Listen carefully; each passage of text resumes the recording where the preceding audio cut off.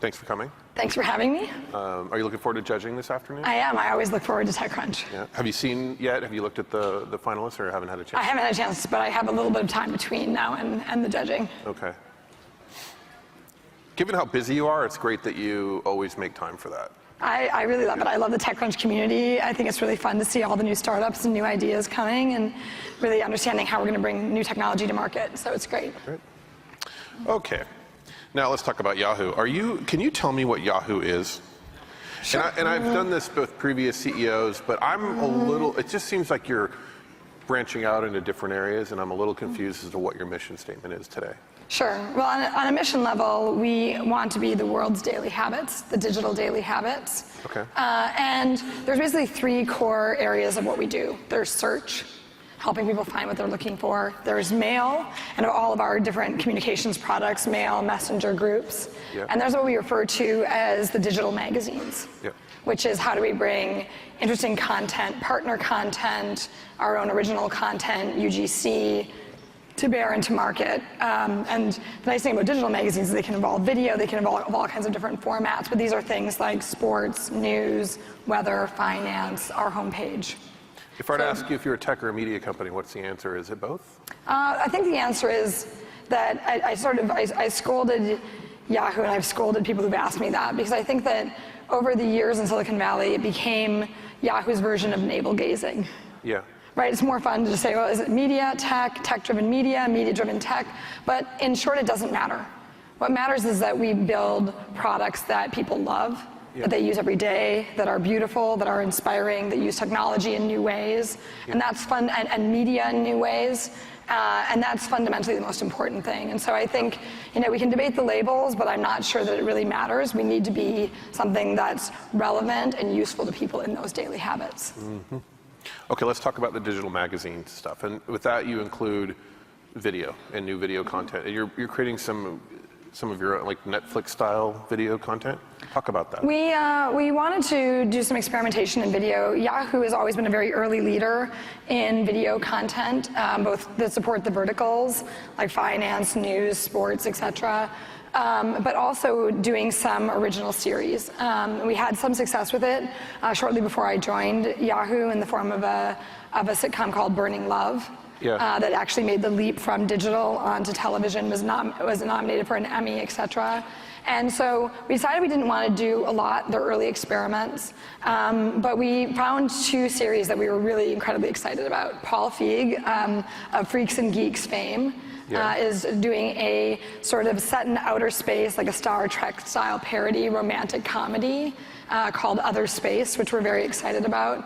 And then there's a great producer, Mike Tollins, who's bringing a series to life it's called the Sin City Saints, and it's about a fictitious NBA expansion team. Okay. That is set in Las Vegas, and it's the behind-the-scenes look at that. And okay. So does it have a racist owner? We're very excited about it. What? Does the fictitious NBA team have a racist owner that could make things? They may try and weave that into the plot, but as of now, wasn't a serious question.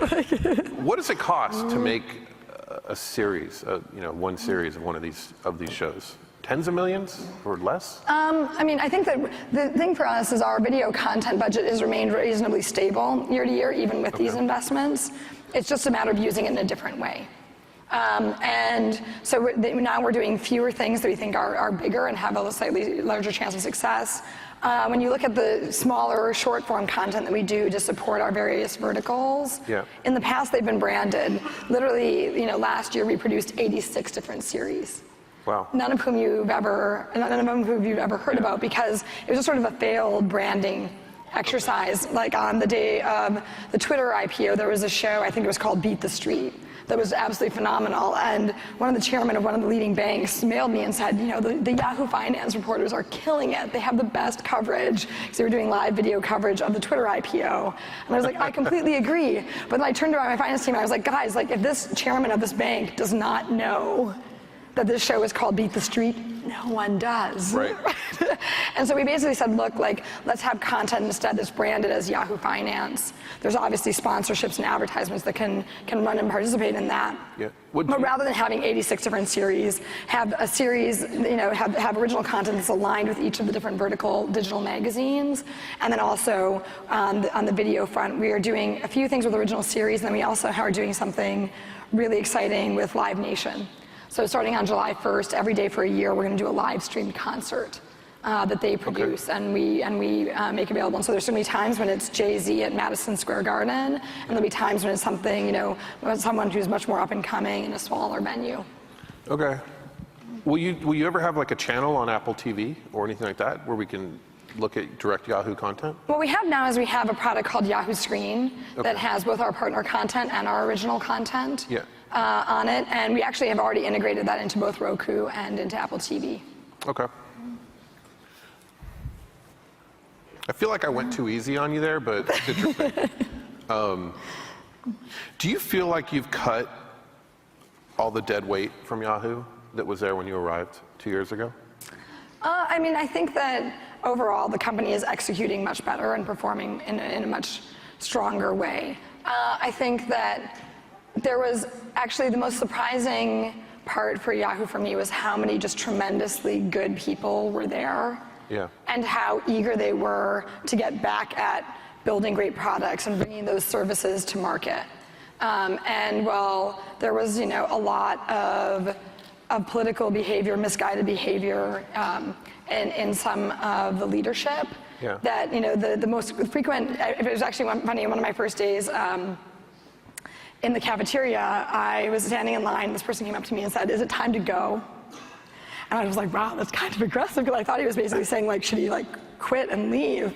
And I said, no, please don't go. I just got here. I was like, no. He's like, you misunderstand me. He's like, we've been sitting here, like, through hostile takeovers and recessions and cost cutting and all this craziness. Like, he's like, is it time to run? Is it time to actually do stuff? Like, we have all kinds of stuff that we want to do. He's like, is it time to, like, go? Is it time to go and do that now? And so it was really, what's been most fun is what actually, did you say? I said, no, I was like, please go, absolutely. I was like, because I've always had this philosophy that, it's management's job to play defense, and it's the team's job to play offense. So it's my job to get things out of the way. Okay. Right? And so, cut out the distractions and really get a clear path for him. So I was like, by all means, like, run. Like, I will play defense, please. Like, run offense. And so, I think that overall, I was really excited to unleash that energy. And there was just so much energy, so many different ideas. We've run a couple of different programs that have had people bring ideas as to how to cut process, bureaucracy, sort of useless things that just jam you up out of the system. We call it PB&J. And we've literally had thousands of ideas, and we've taken action now on more than 1,000 of them, which was really funny, because when I first came in, people would say things like, you have to fix 1,000 things, which is really daunting. And actually, in our first year of PB&J, we got 1,000 ideas from the company and worked on them and actually did them. And so there's a lot less process, there's a lot less bureaucracy. We pride ourselves on being the world's largest startup.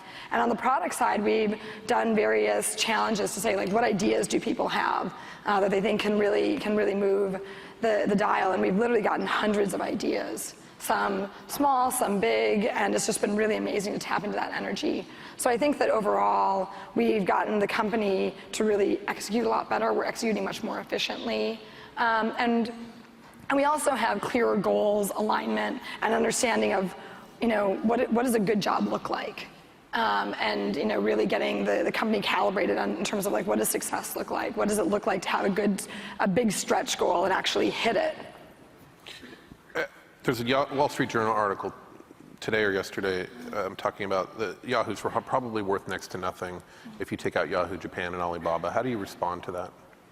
I mean, they've seen different some of the parts analyses than I've seen, but you can look at it. I do think that I tend to be very optimistic, and I would say, yes, I do think that there's a lot of potential in the core of Yahoo and that it is undervalued. Yeah, but you would say that. Yeah. But is there actually technical issues with the analysis, like they haven't taken into account taxes and things like that? Or? Yes. But that's That's not the main. Yes, but I mean, that's really for investors to wade through the information, Right. and so I really don't want to comment on the specifics. But yes, there are certainly things that you'd see there that you might say that was taken into account or not taken into account. Okay, so I mean, I do think that we've created value. Certainly, Alibaba has created value as well, as has Yahoo Japan. And we're grateful for all of our investments and partnerships that have led to that. But I do think that we've created value in the core of Yahoo. Our products today function much better. We've generated a lot of traffic growth and user growth over the time that I've been there, which has been a total reversal. when is your anniversary? It'll be 2 years in July. Okay, all right. Speaking of Alibaba, so you're selling 40% of your stake in their IPO. Is that correct? I think approximately. And that's going to be worth about just that 40% is about $10 billion is to be expected. The F1 Some people have said that. The F1 was filed yesterday, so I'm in a Right. quiet period, so I really can't speak to the valuation. So you can't speak about this at all. Yeah, I mean, we're in a quiet period, so I can't. Okay, so what are you going to do with the $10 billion that you get in the IPO? Or let's say this, if you can't speak specifically, let's say hypothetically you were going to get a $10 billion windfall soon, what kinds of things would you want to spend that $10 billion on? I think that what we have talked with our investors about is that we intend to be good stewards of capital. We've been good stewards of capital to date. We had previously sold part of our stake in Alibaba and gotten the proceeds. Right. We returned some of those proceeds to shareholders. In fact, the majority of the proceeds went to shareholders. But we did make some smart investments in the company in terms of building out talent, building out technology, and platforms like Tumblr. And so, you know, I can point to what we've done historically, and I can also point to the fact that we know that this is of critical importance to our investors, how any proceeds are handled, and the fact that, you know, we'll continue to be good stewards of capital. That really sounds like a lawyer wrote that entire answer, but I understand you can't say. $10 billion. Remember, you are a lawyer. I was. You mentioned Tumblr. What did you pay for Tumblr? Was it 1.1 billion? Yes. It's been a year. David Karp recently said he's very happy with what happened. Are you very happy with what happened? Absolutely. Did you overpay?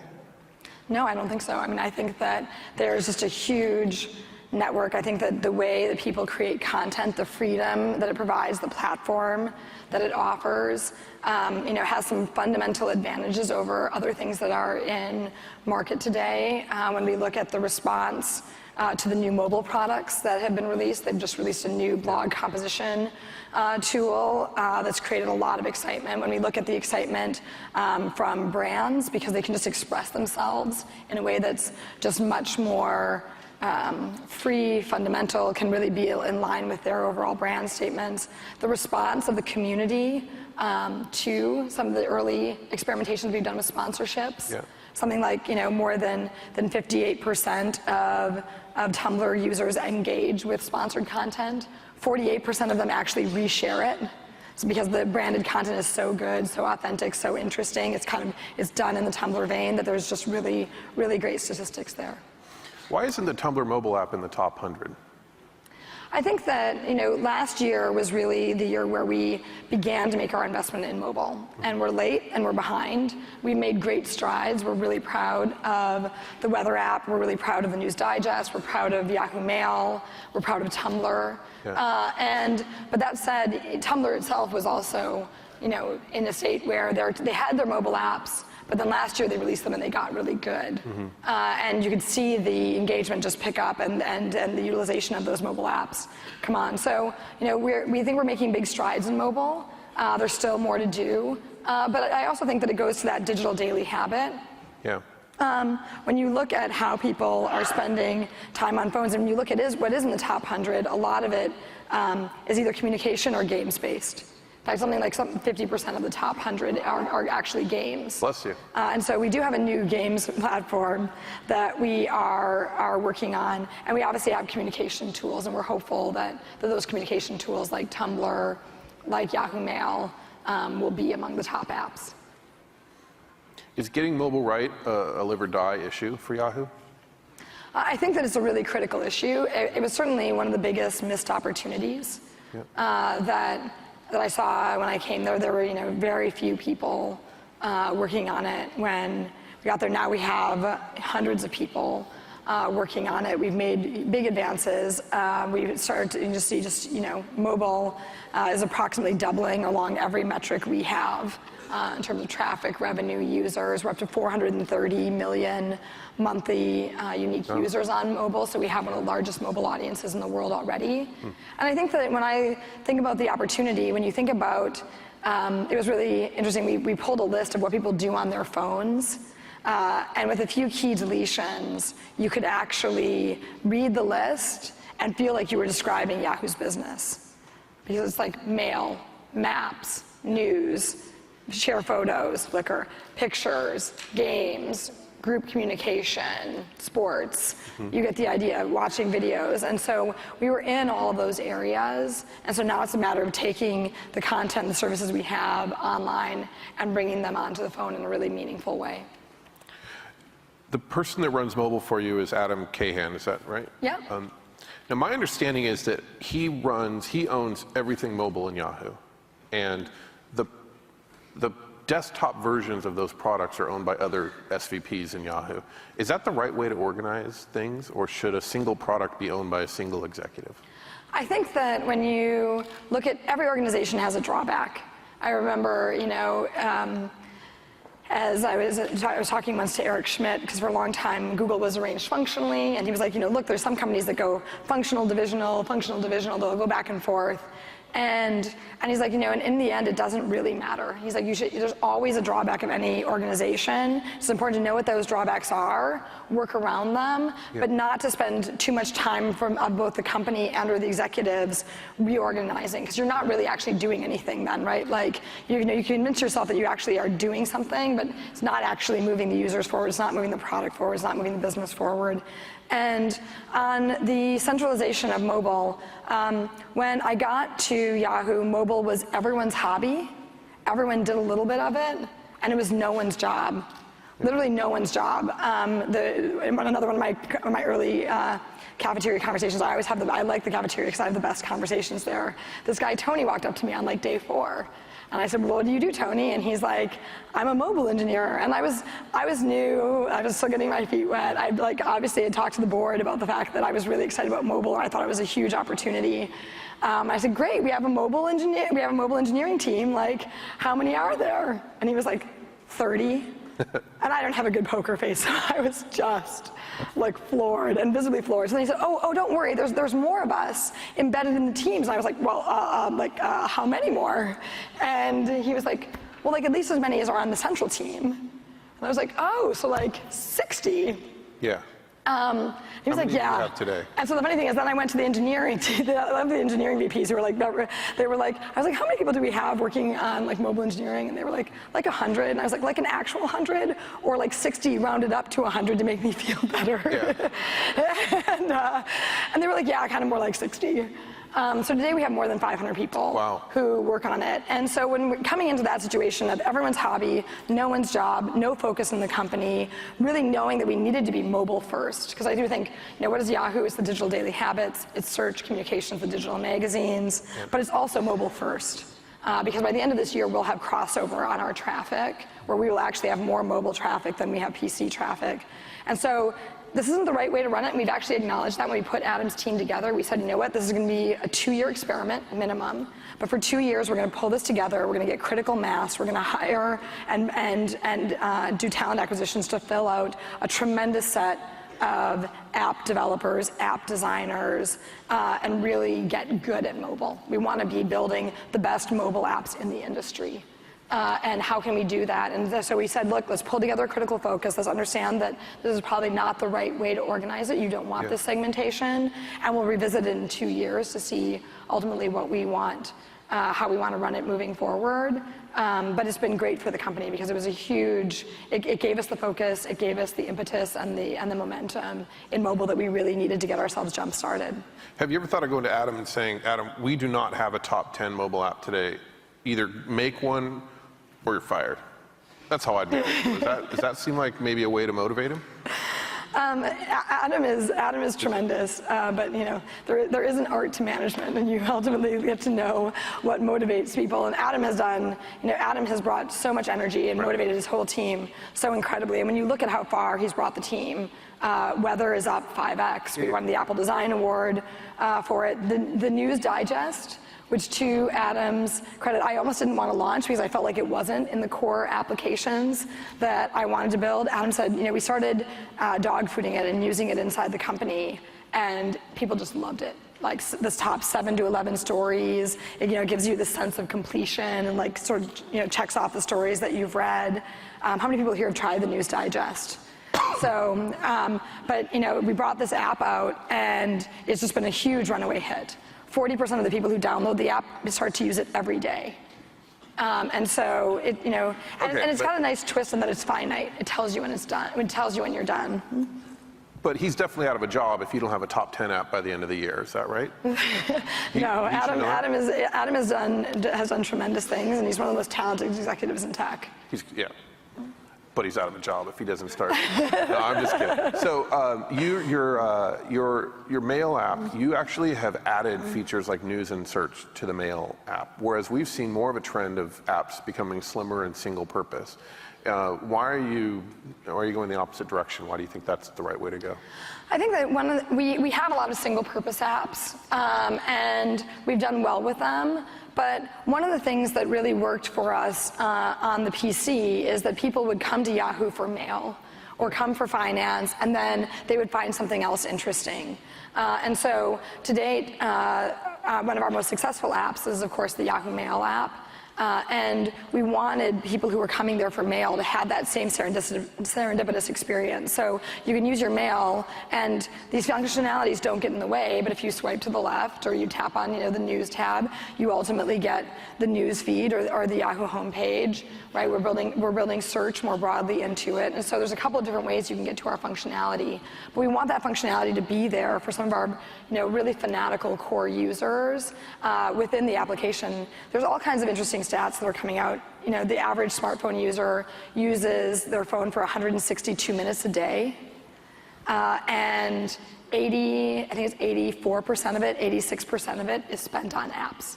So only 14% of the time is spent on mobile web.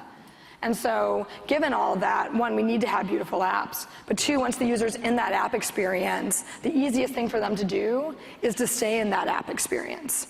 And so that's one of the reasons why we wanted to make our app a little bit more fully featured for the users who are spending a lot of time there. Okay. I want to ask about Enrique de Castro. He was your COO. Was he paid $96 million for 15 months worth of work? That's roughly right? And you fired him, or he left. But was he your biggest regret? Was he your biggest mistake at Yahoo? I think that Enrique was not a fit, and it was regrettable. I will say I have huge respect for him. I learned a lot from him. Okay. He's incredibly smart and incredibly talented. But I do think that, overall, I think that it was the right time for us to go our separate ways. Okay. We really wish him well. But I will say that He's probably doing quite well. I do think that it was, there were a lot of issues in the company that when I got there, I do think that there were issues there that I potentially created, and it was important to me to fix them. Okay. Can we switch topics away from Yahoo just for a second, just for the, obviously you were Google from the very beginning before you came to Yahoo. Do you think that Google today is evil? No. Because some people have said, and mostly me, but that Google says, don't be evil. But that it seems to me they redefine evil so that they're not evil, as opposed to redefining their behavior so that they're not evil. And you'd agree with that, is that right? No. You're not gonna go there with me on this one at all. Well, no, I mean, I just think that, I worked at Google for a long time. A lot of the people who are there are some of my closest friends, and I really do think of them as family. So you don't want to say bad things about them? No, but I understand their motivations. And I think that one of the most amazing parts about Google is that the consistency of the culture there and the motivations of the people that they hire. And I will say that I think that Google has done a phenomenal job being very focused on the user and doing right by the user, even if that means sharing all their information with the government, taking less money into the business or putting off an opportunity. So I think that their focus on the user, to me, means that they've succeeded in their efforts to not be evil. I cannot, I've interviewed you many, many times on stage. I cannot throw you off. I could throw anything at you and you have a polished, diplomatic answer to it. And yet it's still fairly honest, and it's annoying to me that I can't. I was saying, because Mike backstage said, look, he's like, we just always go where you want to go. And I was like, that's so funny, because I never walk on the stage with Mike with an actual agenda. And so I just go wherever he wants to go. Here's something I didn't ask you this before, but I have moved completely away from Yahoo products over the years. And I think a lot of people would try it again. Well, that's what I asked. I don't use any Yahoo products, except Yahoo News. It seems like the news product is getting better. But for those of us who don't use any Yahoo products today, what's one app or one service that we should check out that may get us hooked again on Yahoo? I think that there's, can I give 3 answers, but for different types of people or reasons? So I would say for the lightweight user who just wants to try and be very light commitment to see if they like what they get, I would say try the News Digest. Okay. Because that shows you the quality of content, the quality of editorial, the beauty of the apps, or the weather apps. What is the News Digest? It's the Yahoo News Digest. It's an app. Okay. It's available on iOS and coming very soon to Android. But I would say, try that or the weather app. But it gives you an idea of the types of apps and the quality that we're trying to hit. Mail, I think, is one of our best products and offers the deepest engagement. And so, but I understand that that's really a heavy commitment. So I would say for the users who, I think one of Yahoo's superpowers is our ability to store data. When you look at how, Yahoo Mail is just enormous in terms of how much mail we have stored, 16 years now, going on 17 years of mail. And one of the things we did was we took Flickr and we added space to everyone's account so everyone can have a terabyte of photos. Oh, wow. So basically your entire lifetime of photos, essentially unlimited. And we're one of the few companies that really has the ability to offer that kind of storage space to consumers. And we actually did that project in 6 to 8 weeks last year in terms of that expansion. So I would say for users who want to try that superpower out, I would say try Flickr, upload your photos, and use the application and see how it goes. And I think that we're getting great community engagement. So we've rolled out new features. We've just added new search. So the photo searches is much better, but I think that the ability to store your photos, organize your photos, we're making investments in Flickr. So if there's and one I think that photos make the world go round. Do you think switch to Yahoo Mail, try Flickr, get the free storage? That's a bit of a commitment, but is that a good way to check out? I would say, if you're just wait, I want to try this out for a few minutes and see whether or not I like where Yahoo's going, try the News Digest or weather. Right. If you're hey, I've got a lot of data and I really don't know where to put it, I would say try out Flickr. And get a sense of what we can do with your photos, and also the reliability of just knowing that your photos are backed up, that they're well organized, that search works, all of those types of things. All right, thanks very much. Really appreciate your time. So, thanks.